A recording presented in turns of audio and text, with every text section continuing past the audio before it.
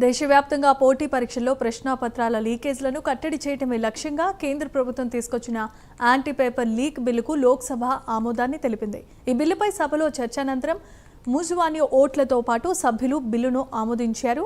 పరీక్షల నిర్వహణలో పారదర్శకతను పెంపొందించడం, ప్రశ్నాపత్రాల లీకేజ్లకు పాల్పడే వారిపై కఠిన చర్యలు తీసుకునేలా ఈ బిల్లులో నిబంధనలు పొందుపరిచినట్లుగా కేంద్ర ప్రభుత్వం వెల్లడించింది. బిల్లు ఆమోదం అనంతరం లోక్సభ సమావేశాలను రేపటికి వాయిదా వేశారు.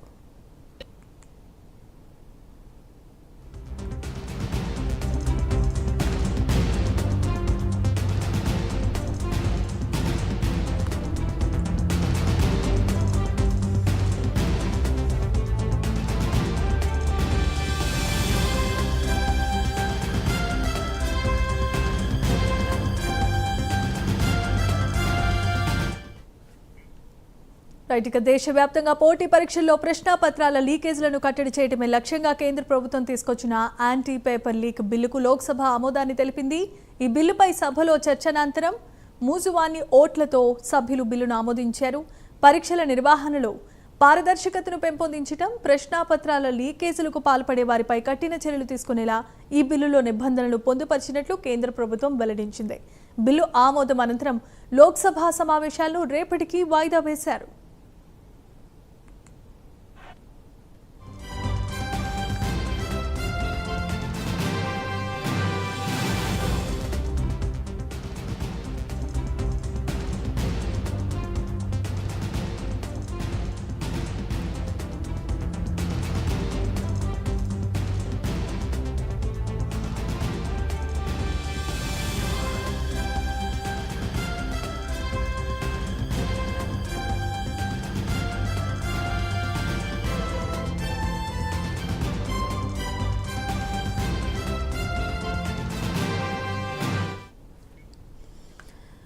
దేశవ్యాప్తంగా పోటీ పరీక్షల్లో ప్రశ్నాపత్రాల లీకేజ్ కట్టడి చేయటమే లక్ష్యంగా కేంద్ర ప్రభుత్వం తీసుకొచ్చిన యాంటీ పేపర్ లీక్ బిల్లుకు లోక్సభ ఆమోదాన్ని తెలిపింది. ఈ బిల్లుపై సభలో చర్చ అనంతరం మూజువాణి ఓట్లతో సభ్యులు బిల్లును ఆమోదించారు.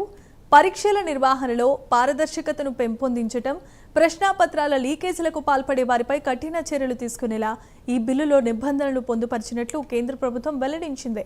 బిల్లు ఆమోదం అనంతరం లోక్సభ సమావేశాలను రేపటికి వాయిదా వేశారు.